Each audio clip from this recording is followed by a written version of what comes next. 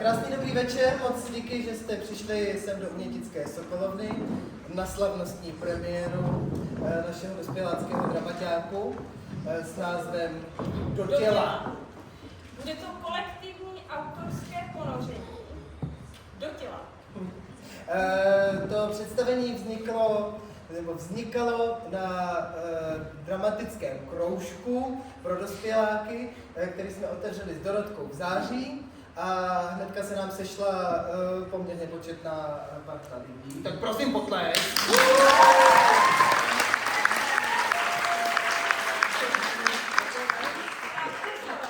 Všichni se shodli na tom, že chtějí vystupovat. Takže po jednom roce společné tvorby tady máme 40-minutové zhruba představení. A co uvidíte, tak je autorská věc, která vznikala na základě ať už zkušeností, textů, nebo i autorské hudby, kterou uslyšíte. I poezie. A pohybu. A všechno se to potom propletlo dohromady v to, co budete mít za malý moment možnost shlédnout. Takže přejeme vám krásný zážitek a vám držíme palce. A dejte si Do těla.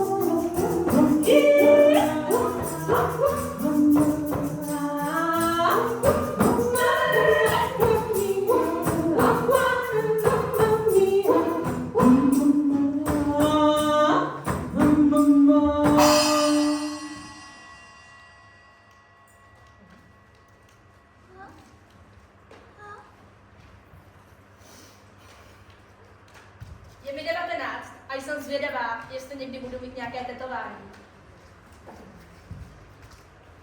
Je mi 6 a těším se, až se naučím skvěle plavat. Je mi 10 a těším se, až mi přestane růst noha a budu moct mít vlastní kožený pohorky. Je mi 13 a doufám, že mi konečně začnou růst prsa a budu je mít tak velký jako moje ségra. Je mi 15 a modlím se, abych neměla velký prsa jako moje máma. Je mi 11 a doufám, že zažiju všechny věci, co se píšou v bravíčku. Je mi 12 a těším se na svůj první orgasmus. Je mi 18 a těším se na svůj první orgasmus s někým jiným.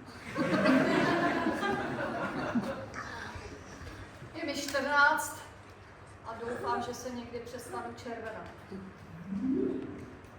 Je mi 27 a těším se, až budu mít vrásky od smíchu. Je mi 60 a těším se, až mi přestane být jedno, jak vypadá moje tělo. Je mi 30 a těším se, až se naučím zvládat svoje emoce. Aspoň trochu. těším se, až budu stará, zdravá a bohatá. Je mi skoro 50 a těším se, až vyrostu a konečně uvidím v kině na plátno. Je mi 38 a mi nejde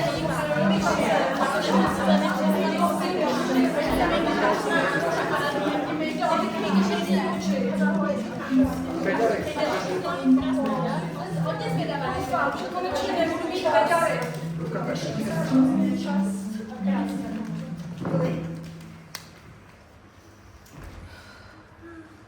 Vždycky jsem si přála mít na představení krásný kostým.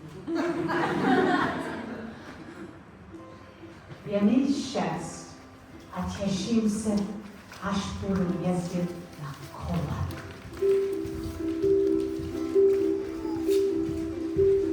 I get on the bike. Balance, balance, Dad holding the back. And I think, should I go? Is he holding? Držím. He's holding. And the wheels go slow. And I think, and I wobble. Is he holding? Pořád. I'm thinking, and I'm wobbling. And the wheels go faster and faster. And I go, and I go, and I don't think. And I ride. And I'm riding a bike.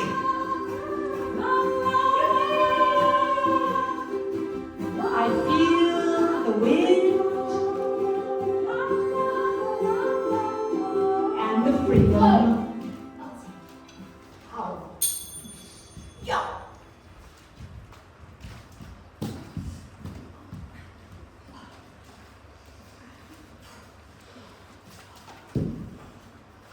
Včera mě najednou píchlo v koleni.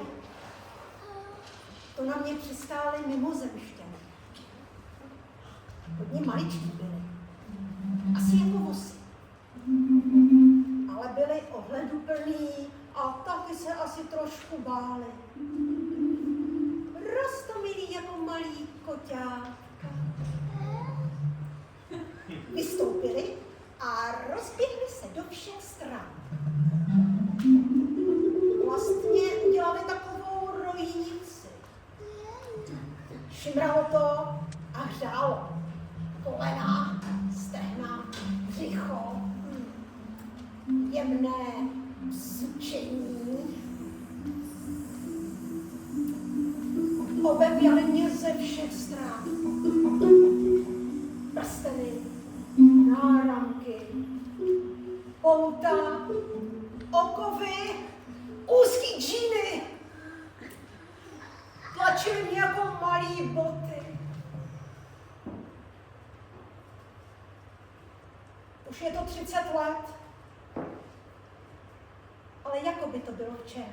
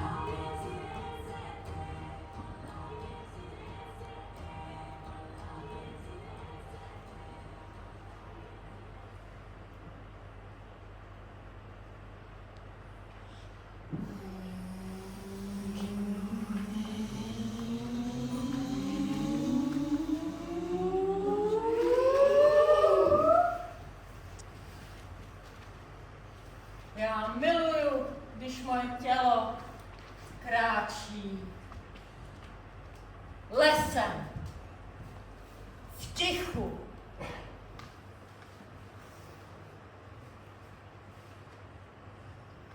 Listy šumí a já se nadechuju všeho kolem. Moje tělo má zejména vnitřek. Plána bubnu. Růžový, tepající neklid. Musím někam uklidit obavu. Pochytat, svázat, provázky. Přikrýt, neklid, dlaň. Já, když jsem byla malá, tak jsem strašně záviděla mojí dceře, o 5 let starší, její jizvu na koleni. Měla fakt obrovskou jizvu ve tvaru U. A prostě ta jizva nádherně svítila úplně z toho kolene do daleka a vypovídala o jejím hrdinství. Skočila sama z houpačky ve stojem, jo, do štěpku. A já jsem fakt tu jizvu strašně záviděla. Naštěstí se mi docela brzo poštěstilo, jo. Jela jsem za babičkou na prázdniny, utíkala jsem za ní přes celou náves, volala jsem babi, už jsme tady. A nevšimla jsem si kanálu, který tam byl pode mnou, takže jsem o něj zakopla. A ejhle, měla jsem svoji vlastní první jizvu ve tvaru V. Moje maminka mi řekla, že ze mě už nikdy modelka nebude. A to mi nevadilo. Od toho dne jsem začala sbírat jizvy a moje kůže se vlastně stala takovým deníčkem. Například v 6 letech pravá ruka krájení sýra. Ostrý nůž. Tupej nůž. Ostrý i tupej nůž, práce v kuchyni. Krájení chleba. 2krát. Cuketa. Rajčata. Kousnutí psa. Kočka. Sestra. Přefiknutá šlacha z internéry, super. Ještě donedávna jsem měla tady jizvu od žehlení skautské košile. To nás nechala doma maminka s tatínkem samotný. To mi bylo asi 11 let. Ale teďka jsem si všimla, že tam prostě ta jizva už není, že zmizela. Já mám prostě pocit, jako kdyby mi někdo vytrhnul stránku z deníčku. To jsem má. Prostě mě moje jizva zůstala. Příbram. Rok 1990. Pravý koleno. Hrajeme na babu, na kole, na štěrku. Fakt blbej, ne? Italská ulice, rok 2008.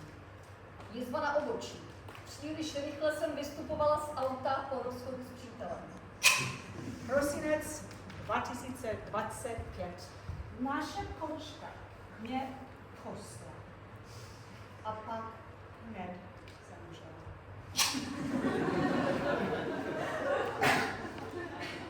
Únor 1995, maturitní ples vyššího ročníku, moje první ilegální opilost. V pokročilé fázi plesu, tehdy zvané rokotéka, metalák přede mnou šel do brejku hlavou, rozbil mi ústa. Doktor na pohotovosti si ke mně letmo čichl a řekl, to nebudeme umytvovat, dal mi 2 stehy dortu na ústě. Babí léto roku 2025. Byl jsem na vodě s kamarádama na řece Moravě. Přijde jes, no tak přenášíme lodě.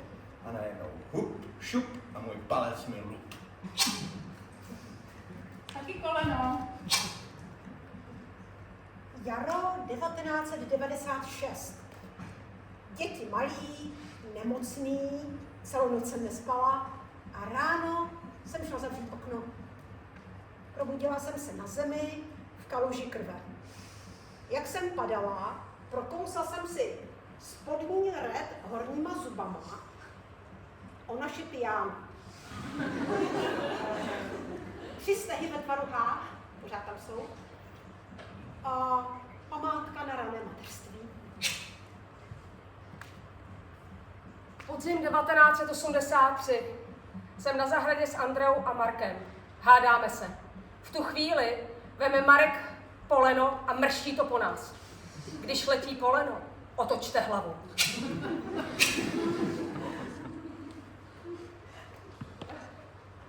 Základní škola, lezu z bazénu, Juliska.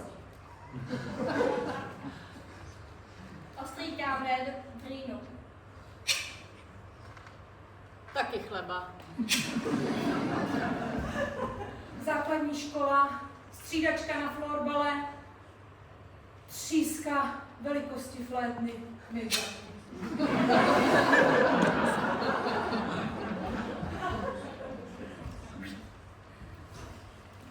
Ovšem všechny jizvy, které já mám na těle, strčí do kapsy jedna jizva, kterou přišla na svět moje dcera.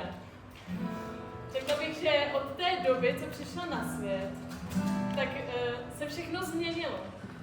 Že kdyby mi nějaká jizva na těle přibyla nebo ubyla, tak já bych si toho asi vůbec nevšimla. Vlastně, kdyby zmizelo celé moje tělo, tak bych si toho asi nevšimla.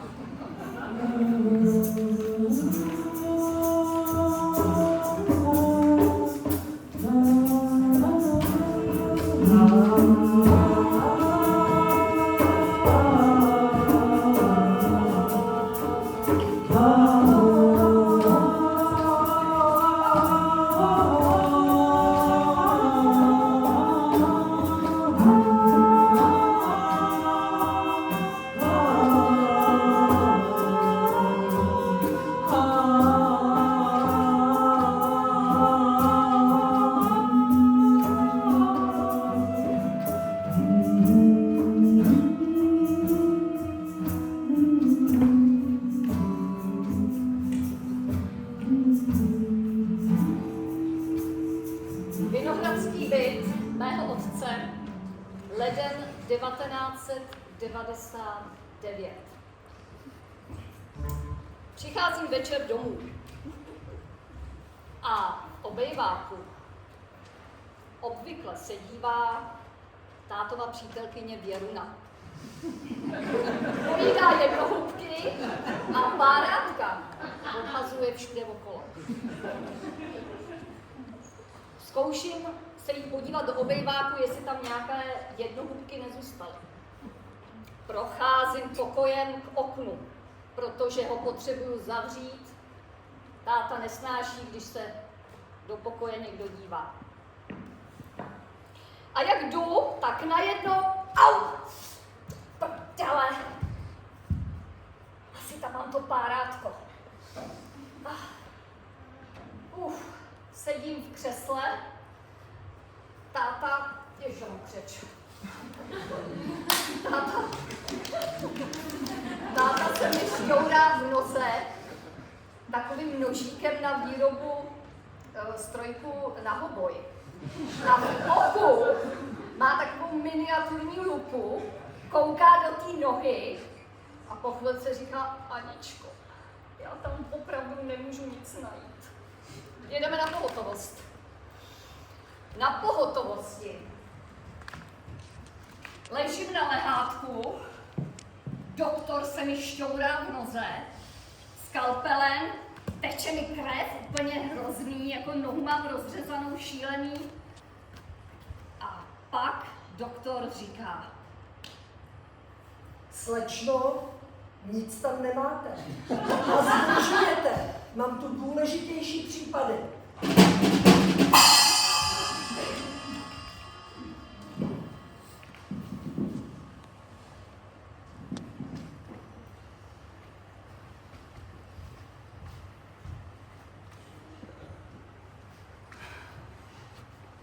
Nepříjemný tlak a zrychlený tep. Třetí oko bez snaze vidět budoucnost. Pohyb těla v rytmu křečí. Potřeba se už konečně rozdvojit.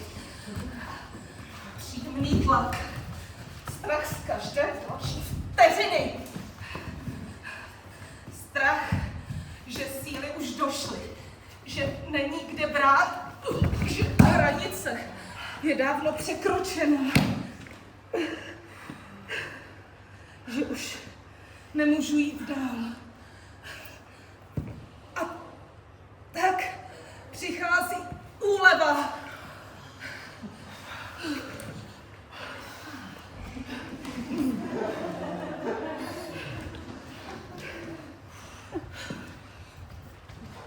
Bezbřehá radost, obývající nový život.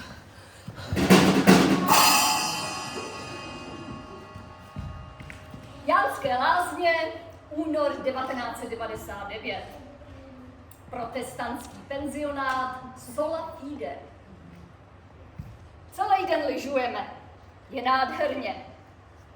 Ale večer mě strašně bolí noha. Tak si sedám na postel, abych se podívala. A když tu z nohy si najednou vytáhnu to pánátko. Úplně celý, nepokřitý. Dalo by se krásně použít znova.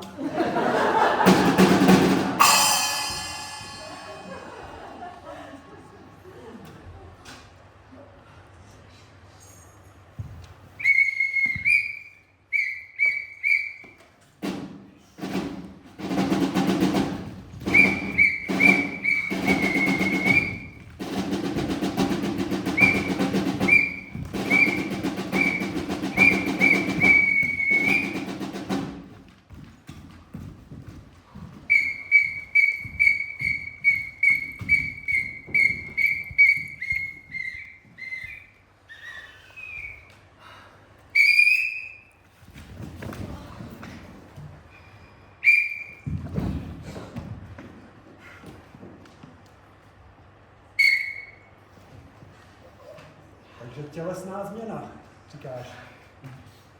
Mě táhne na 50, pomalu,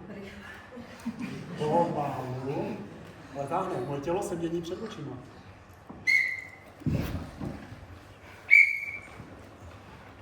Co všechno zvládlo, uneslo a pořád mě nese životem dál. Není to úžasný?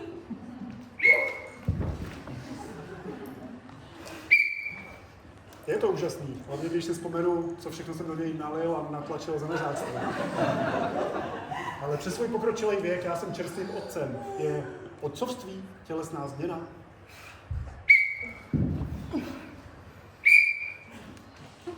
Co otcovství, ale mateřství. Ve vašich útrobách vyroste úplně nový život. To je salsa.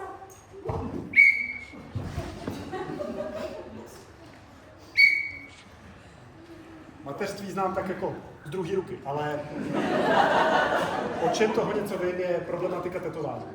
A to je taky řízená tělesná změna. Ale asi zrovna my dva si nebudeme vykládat, který z našich tetování bychom nechtěli dělat znovu, že?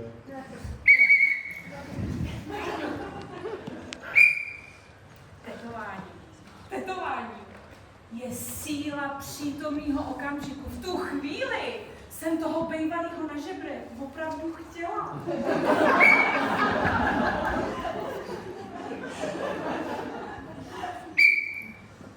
A co nějaký vrásky, povislosti.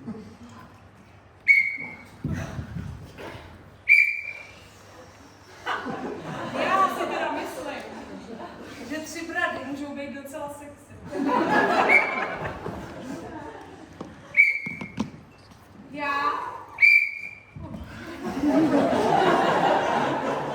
A co jinak? Jak to cítíš?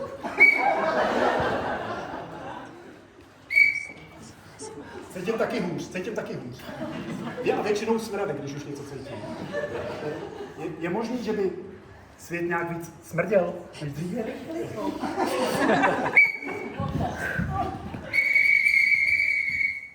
Ne, vážně. Šup, nahoru. Vážně, Cítím se vodost líp než dřív, když jsem byl mladý. Dokonce někdy se svým tělem komunikuju. Dřív pro mě bylo tělo něco, co se musí živit, šatit, občas umejt. To je dobrý, ne?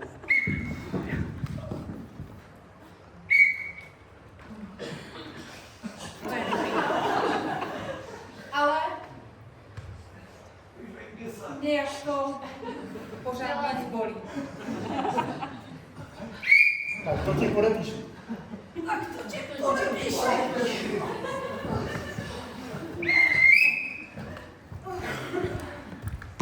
Moje tělo vždycky nějak fungovalo. Nikdy jsem se o něj moc nestarala. Všechny bolesti dříve nebo později odezněly. Jestli se mi zahojily a nic jsem nemusela řešit. Všechno šlo vyběhnout, vyšplhat, odníst, chytat, vytlačit, vydržet! Vydržet? Unést, přenést, přehnat to. Nejde to. Bolí to. Bolest. Tepe. Vrací se. Nemizí. Je to. Panika. Co bude? Skončí to. Co se mnou bude? Neumím se o své tělo moc starat. Najít si pomoc. Vládám jíst, spát, čistit si zuby, se umýt a uvařit si čaj. Doufám, že tohle mému tělu stačí a děsím se momentu, kdy to přestane být dost.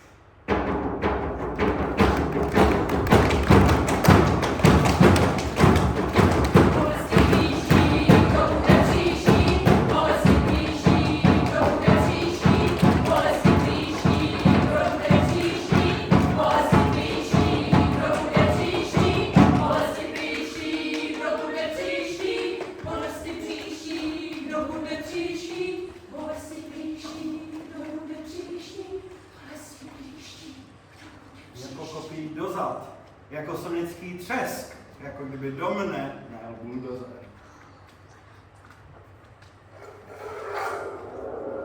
Pískání v uších a nekonečná slepota. Hle, nic a prázdno. Padám hloubš a hloubš a níž a níž. Světlem i tmou, černou i bílou. Všude kolem je ohlušující svist větru. Za mnou, nebo spíš nade mnou, se jako lana přestřihlého padáku přepotají mé vlasy. Ta rychlost je neuvěřitelná. Stejně jako ten chlap. Chovím se do klubíčka a pořád zrychluju. Vidím se z dálky, jak hořím. Jsem meteorit půlící podlohou. Už to nevydržím, pouštím nohy.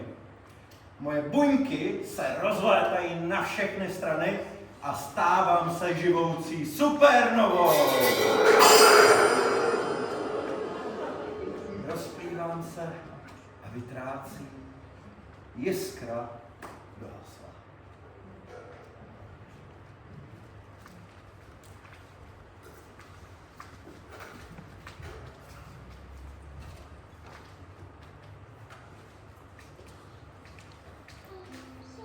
Děkuji mému tělu za to, že můžu jít po stromech. Děkuji mému tělu za to, že se mnou ještě baví. Děkuji svýmu tělu, že můžu chodit a vidět všechny ty krásy. Děkuji svýmu tělu, že ještě pořád můžu udělat stojku nebo klízku.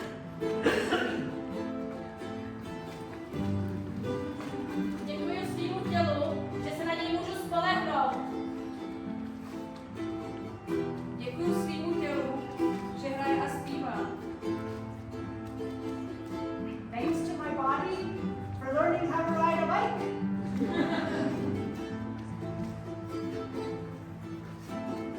Zvěřečko, promiň. Děkuju svýmu tělu, že umím podepsat každýho na světě.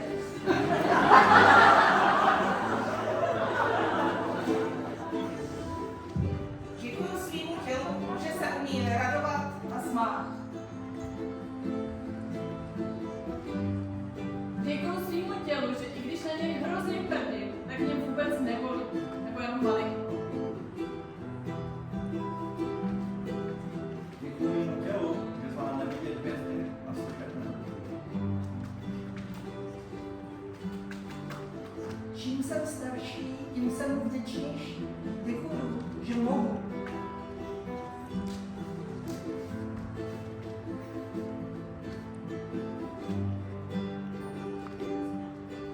Jsme originální bytosti, tady vyslečené až na kosti. Naše vady, ale i přednosti, rozhodujem se do světa vypustit. Jsme originální, nedivný, jsme originální bytosti. Vydechnou myšlenku z plných plic, pak zbyde to pravé, co chceme říct. Si k sobě se vrátit, do tebe se dostat, občas vlasy si zkrátit a být tady dostat. Jsme originální, nedivný, jsme originální bytosti.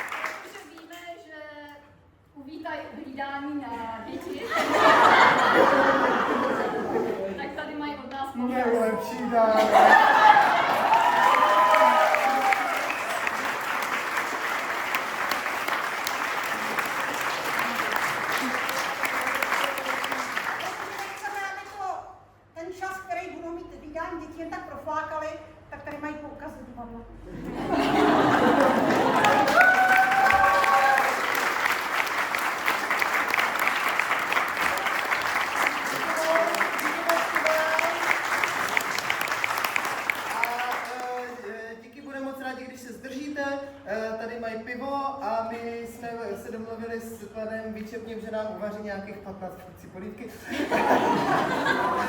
Zkoušel jsem víc, ale šlo to. A co? A bude tam kapela taky. A plus tady máme na tajnačku nějaký jídlo u nás v šatně, takže kdo byste byl hladový, tak se přijďte najíst.